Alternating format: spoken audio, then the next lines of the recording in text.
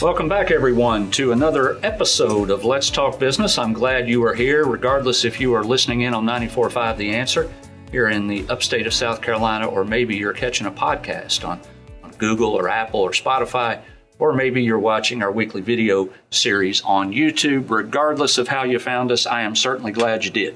I am here with our featured guest now, Jody Bryson. Jody is the CEO at SCTAC, or the South Carolina Technology and Aviation Center.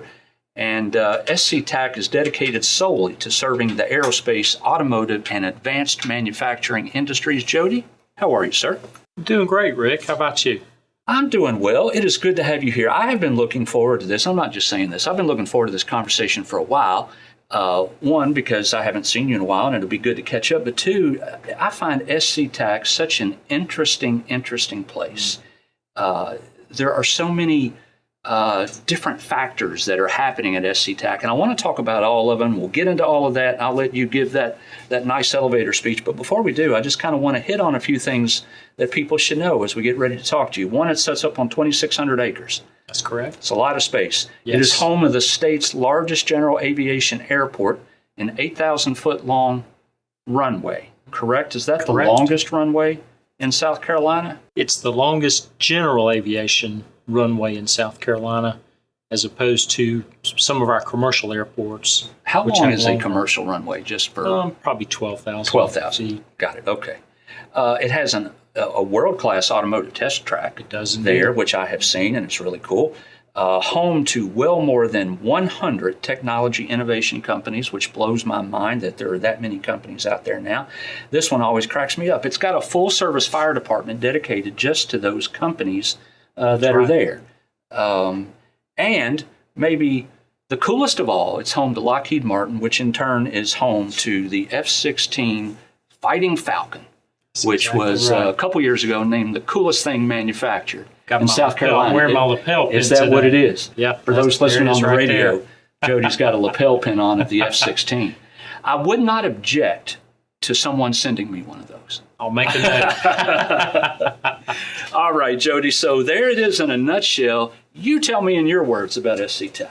Sure. I'm in my 17th year, which is hard to believe. Yeah. We've seen a lot of change over the last decade and a half. For some of your listeners who may not know, SCTAC was originally built as an Army air base in 1942 for the efforts of World War II.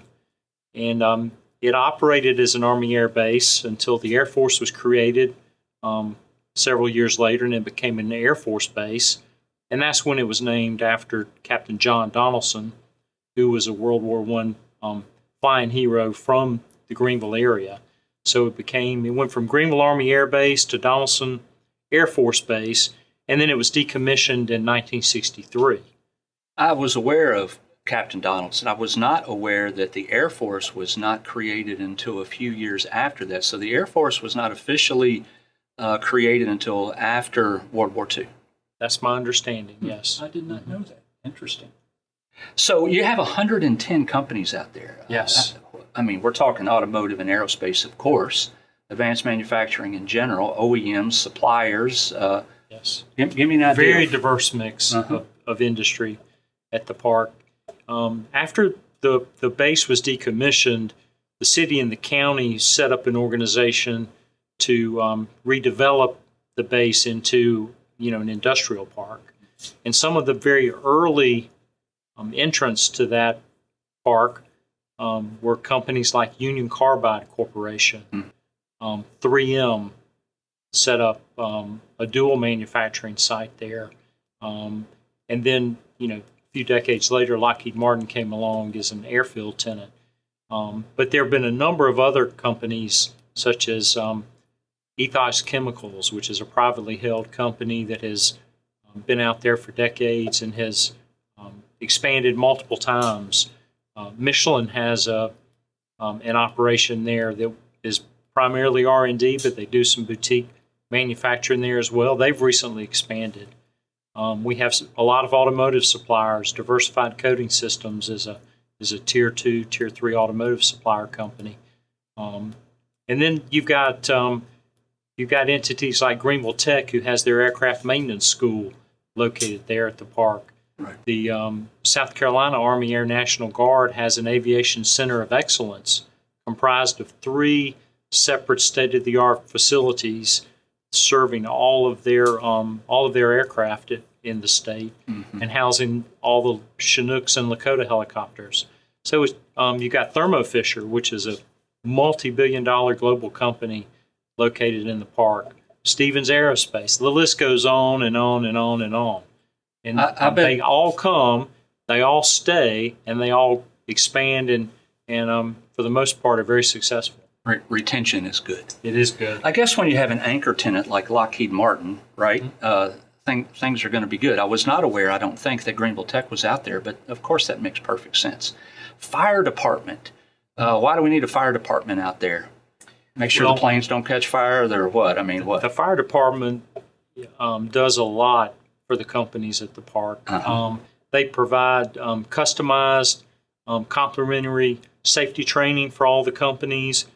They'll work with their employees in order to design something that is specific to that company's manufacturing operations. So they have a lot of hazmat capabilities.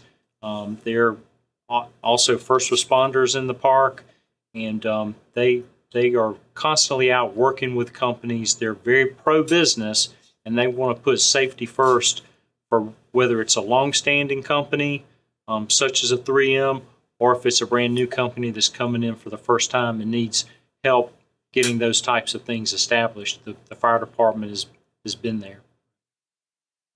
Just kind of jumping around here as things come to my mind. There's so much happening out there that just things are popping in my head. How do you know how many employees are out at SCTAC through those 110-ish companies? Yeah, it's a moving target. Sure. It ebbs and flows, as you can imagine. My latest estimate would be around 4,000 employees, and which is a good number. I would assume Lockheed the largest employer? Lockheed's, yes, Lockheed is the largest employer, and they're adding a lot more employees as we speak. Right.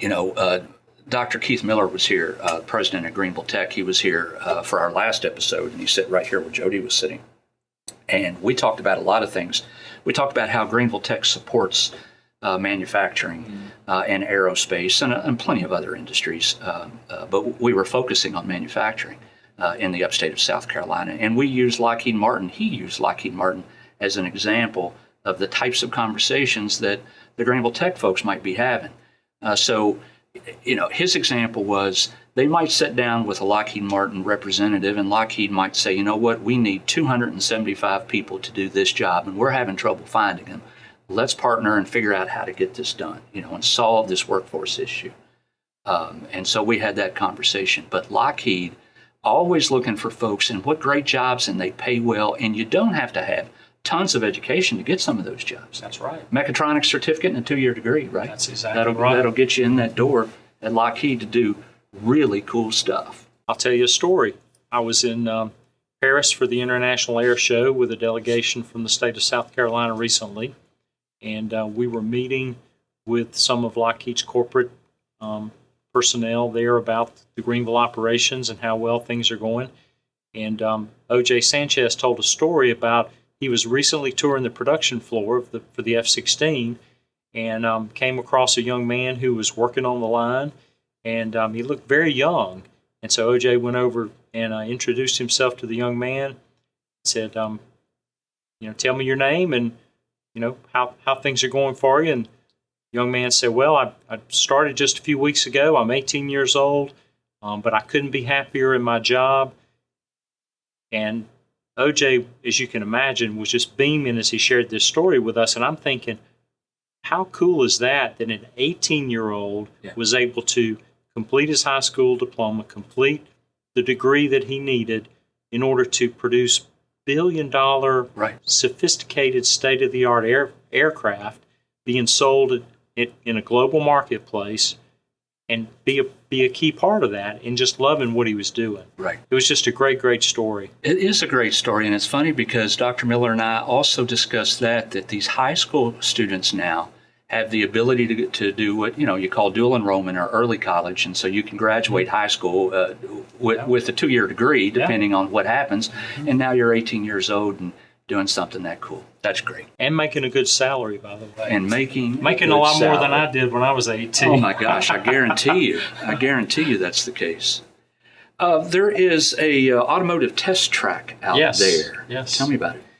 Well, so I'll go back with a little history. Back in 2007, we decided to create the organization's first economic development strategy because we wanted to be involved in helping to recruit industry and business to the state, and we knew we had a lot of assets to market there at the park.